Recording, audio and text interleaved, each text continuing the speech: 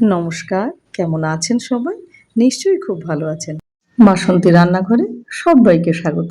বাড়িতে কোনো পুজো পাঠ কিংবা ছোট কোনো অনুষ্ঠান থাকলে আমরা সচরাচর যে জিনিসটা বানাই, বাঙালির অতি প্রিয়, মনের মণিকোঠায় জায়গা করে নেয় এই বাসন্তী পোলাও। সামনেই আসছে জামাই ষষ্ঠী, জামাইয়ের পাতে একটুখানি বাসন্তী পোলাও পড়বে না, সেটা তো আর হতে পারে না। ঝরঝরে সঠিক পরিমাপ সহ বাসন্তী পোলাও কিভাবে বাড়িতে বানাবেন সেটাই আজকে করে দেখাবো। আশা করি ভিডিওটা আপনাদের ভীষণ ভালো লাগবে, আর ভালো লাগলে অবশ্যই আমার পাশে থাকবেন।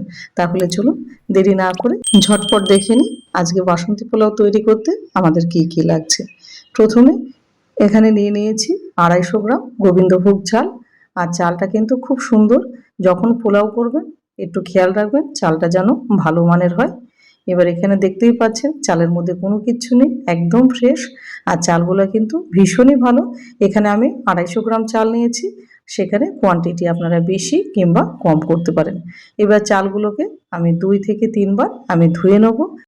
এই পোলাও বানাতে গিয়ে অনেকেরই কিন্তু হয় গলে যায়, না হলে ভাতটা চাল চাল থাকে, অনেকেই হিমশিম খান। কিন্তু আমি যেভাবে বানাচ্ছি এইভাবে যদি আপনি একবার পোলাও বানিয়ে খান তাহলে কিন্তু আপনার দীর্ঘদিন মুখে লেগে থাকবে। আর বানানোটা ভীষণই সহজ, যে কোনো কেউ কিন্তু এটা বানিয়ে নিতে পারবে। আর এইভাবে পোলাও বানানো শিখে গেলে আপনাকে বাজার থেকে আর চড়া দাম দিয়ে পোলাও কিনে খেতে হবে না। এবার চালগুলো ভালো করে ডলে ধুয়ে নিলাম। এবার চালগুলোকে স্টেন করতে হবে। এবার তার জন্য একটা স্টেনার নিয়ে নিলাম। এবার জলটা ঝরিয়ে নেব, দিয়ে এবার স্টেনারের উপরে চালগুলো একটু ছড়িয়ে রাখবো যাতে পুরো জলটা ঝরে যায়, কেননা জলটা এখানে ঝরানোটা ভীষণই জরুরি। এবার হালকা হাতে একটুখানি ছড়িয়ে দিয়ে রাখবো। এবার এটা মোটামুটি ফ্যানের নিচে রাখলেও হবে, এমনি রাখলেও হবে।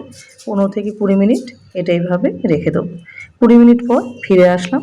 চালগুলো থেকে কিন্তু পুরোপুরি জলটা ঝরে গেছে আর চালগুলো একদম শুকনো হয়ে গেছে।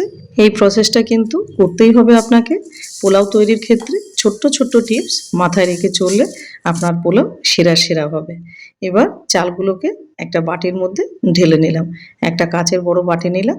এবার এর মধ্যে দিলাম 1 চামচ হলুদের গুঁড়ো, 1/2 চামচ লবণ, 1 চামচ দিয়ে দিলাম চিনি, আর 1 চামচ দিয়ে দিলাম আদার পেস্ট। এখানে কিন্তু গ্রেট করা আদা না, আমি আদা পেস্ট করে দিয়েছি। আর দিয়ে দিলাম একদম ঘরের তৈরি খাঁটি গাওয়া ঘি। এখানে আমি 1 চামচ ভরে ঘিটা দিলাম। পোলাও তৈরি করতে গেলে ঘিয়ের কার্পণ্য করলে কিন্তু হবে না, কেননা স্বাদটা কিন্তু ঘিতেই আসবে এবং সেটা ভালো মানের ঘি হতে হবে, তবেই কিন্তু পোলাওয়ের প্রপার স্বাদটা আসবে। এবার সবগুলো একসঙ্গে খুব ভালো করে মিশিয়ে নিতে হবে যাতে প্রত্যেকটা জিনিস চালের গায়ে ভালো করে কোট হয়। এবার মেশানো হয়ে গেছে, এবার চলে যাব মূল পর্বে অর্থাৎ রান্নাতে। প্রথমে একটা কড়াইতে দিয়ে দিলাম 2 চামচ মতো সাদা তেল, পুরোটা আপনি ঘি দিয়েও করতে পারেন। এবার দিয়ে দিলাম 1/2 চামচ মতো ঘি। এবার এটাকে ভালো করে মেল্ট হতে দেবো। ভালোভাবে গরম হয়ে গেলে এবার দিতে হবে এটা ফোড়ন, 2টো তেজপাতা, 1 টুকরো দারচিনি, 3খানা এলাচ এবং কিছু দিয়ে দিলাম লং। এবার ফোড়নটা খানিকটা ভাজা হয়ে গেলে এবার দিয়ে দিলাম 50 গ্রাম মতো কাজু এবং 40 গ্রাম মতো দিলাম কিশমিশ। এখানে আপনি কোয়ান্টিটি বাড়িয়েও দিতে পারেন, আবার একটু কম করেও দিতে পারেন। গ্যাসের ফ্লেম লো টু মিডিয়াম রেখে এবার কাজু এবং কিশমিশটাকে হালকাভাবে ভেজে নেব।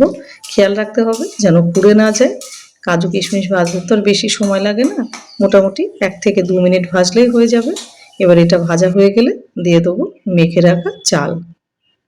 এবার চালগুলো দেওয়ার পরে গ্যাসের ফ্লেম লো টু মিডিয়ামই করা আছে। এবার চালগুলোকে হালকা হাতে নাড়তে হবে। এখানে একটা ছোট্ট টিপস আপনাদের দিয়ে রাখি, পারফেক্ট বাসন্তী পোলাও কিংবা ঝরঝরে যদি পোলাও বানাতে চান সেক্ষেত্রে কিন্তু এই যে চালটা ঘিয়েতে হালকা করে ভেজে নিতে হবে, এটা কিন্তু করতেই হবে। এবার সুন্দরভাবে চালটা ভেজে নিতে হবে আর চালের রঙটা একটুখানি চেঞ্জ হবে, আর দেখেই বোঝা যাবে যে চালটা সুন্দরভাবে ভাজা হয়ে গেছে।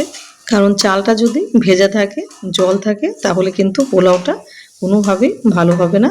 এই ছোট্ট ছোট্ট টিপস আপনি ফলো করুন আর ভিডিওটাকে স্কিপ না করে পুরো ভিডিওটা দেখুন। এবার চালটা মোটামুটি এখানে 5 থেকে 7 মিনিট কিন্তু চালটা হালকা হাতে আমি এখানে ভেজে নিয়েছি। আর চালের কালারটাও চেঞ্জ হয়ে গেছে, দেখে বুঝতেই পারছেন। আর এদিকে আমি জল বসিয়ে দিয়েছি, গরম জল। সেখানে যতটুকু চাল আমি তার ডাবল কিন্তু জল দিয়ে দিয়েছি, অর্থাৎ এখানে 500 ml এখানে জল আছে। এবার জলটাকে দেওয়ার পরে ভালো করে একটুখানি চালটা নাড়াচাড়া করে নিতে হবে। আর আজকে আমার ভিডিওটা আপনি পৃথিবীর কোন প্রান্ত থেকে দেখছেন সেটা অবশ্যই কমেন্ট সেকশানে জানাবেন। আর কারা কারা এইরকম বাসন্তী পোলাও খেতে ভালোবাসেন সেটাও জানাতে ভুলবেন না। এবার দিয়ে দিলাম 2 চামচ মতো চিনি। এখানে চিনি আপনারা কম বেশি করতেই পারেন, তবে আমাদের বাড়িতে পোলাওটা একটু মিষ্টি মিষ্টি খেতে সবাই পছন্দ করে, ওই জন্য আমি এখানে 2 চামচ চিনি দিলাম, আর আগে 1 চামচ চিনি দিয়েছি। এবার চালটাকে ঢাকা দিয়ে দেবো মোটামুটি 8 থেকে 10 মিনিটের জন্য। 10 মিনিট পর ফিরে আসলাম। পুরো জলটা কিন্তু টেনে নিয়েছে, আর এটা হালকা হাতে আর একটুখানি নাড়তে হবে। পোলাওয়ের ক্ষেত্রে কিন্তু কোনোভাবে বেশি ঘাটাঘাটি করা যাবে না, তাহলে চালটা ভেঙে যাবে কিংবা চালটা দলা পেকে যাবে, সেটা খেয়াল রাখতে হবে। অনেকেই আছেন ঘাটতেই থাকেন, নাড়তেই থাকেন, সেটা কোনোভাবেই কিন্তু করা যাবে না। এবার দিয়ে দেবো কয়েকটা কাঁচা লঙ্কা, একটু লঙ্কা হলে খেতে ভালো লাগবে পোলাওয়ের সাথে। এবার সেখানে আপনারা কম বেশি করতেই পারেন, আমি এখানে কিন্তু মোটামুটি 4-5টা লঙ্কা দিয়ে দিলাম। আর দিয়ে দিলাম 1/2 চামচ মতো গরম মশলার গুঁড়ো। আর দিয়ে দেবো আবার ঘি, এখানে আর 1 চামচ আমি ঘি দিয়ে দেবো। যারা ভাবছেন এতটা ঘি আপনারা খাবেন না, সেক্ষেত্রে আপনারা স্কিপ করতে পারেন, ঘিয়ের বদলে সাদা তেলও ব্যবহার করতে পারেন। এবার এইভাবে আমি একদম লো ফ্লেমে 5 থেকে 7 মিনিট এভাবে ছেড়ে দেবো। আর 7 মিনিট পর দেখুন পোলাওটার অবস্থা কত সুন্দরভাবে পোলাওটা রেডি হয়েছে। আর জলের মাপটা আপনারা যদি এইভাবে দেন তাহলে কিন্তু নিচে কোনোভাবে জল থাকবে না।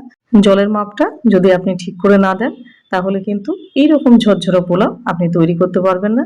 একটা চালের সাথে একটা চাল লাগেনি।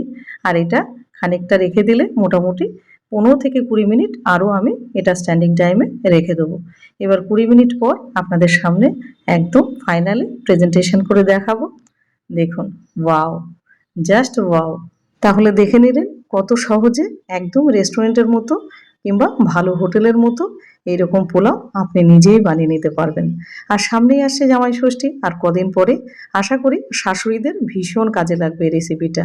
তাহলে দেরি না করে ঝটপট শাশুড়ি মায়েরা এইভাবে তাদের জামাইয়ের জন্য পোলাও বানিয়ে দিন। ভিডিওটা আপনাদের কেমন লাগলো? আশা করি আপনাদের ভীষণ ভালো লেগেছে। আর এই পোলাও আজকে আমি পরিবেশন করে দেখাবো কোনো রকম মাংস নয়, এটা পরিবেশন করে দেখাবো কাতলা মাছের দুর্দান্ত একটা রেসিপি দিয়ে। সেটাও আপনাদের সামনে চলে আসবে। মাটন কষা কিংবা চিকেন কষা দিয়ে আপনারা তো সবসময় পোলাও খেয়ে থাকেন, কিন্তু আমি বলবো এইভাবে একবার এই কাতলা মাছের এইরকম একটা প্রিপারেশন দিয়ে আপনারা পোলাওটা খেয়ে দেখতে পারেন। জাস্ট মুখে লেগে থাকবে, এক বাইটেই মনে হবে জাস্ট এটা স্বর্গীয়। আহা! ভিডিওটা আপনাদের যদি ভালো লেগে থাকে সুন্দর করে একটা কমেন্ট, একটা লাইক আর প্রচুর পরিমাণে ভিডিওটা শেয়ার করে দিন, যাতে আপনার দ্বারাই অন্য কারোর উপকারে আসে। তাহলে আজ চলি, ভালো থাকবেন।